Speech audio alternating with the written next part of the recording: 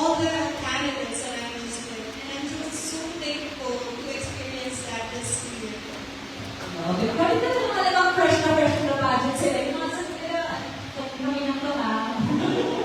Correct. But actually, before namin ibigay yung floor, sa ating mga media, I actually have a question. Since, yes.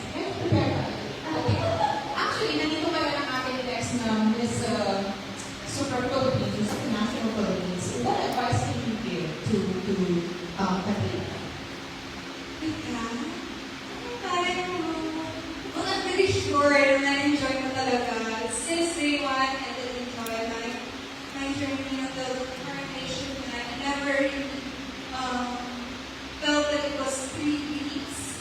And every single day there was a whole new experience for me. So, treasure every single moment there.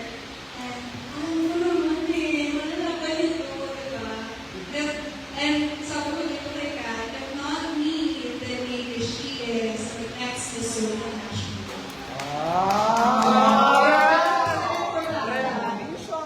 Grabe na Sister Bulmon, she impressed me. Actually, bago ko talaga yung questions sa today, gusto ko lang actually.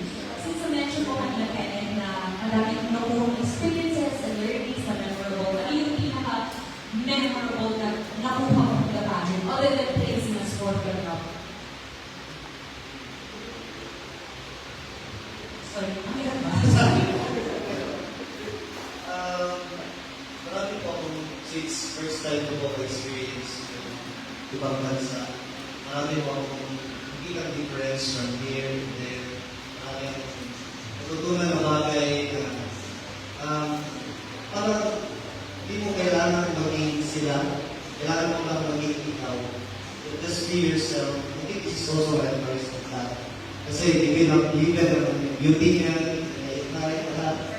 I think what you only need is to like work with his heart and with God. Yun talaga ang formula para manalo ka doon. And I think kaya ikaw.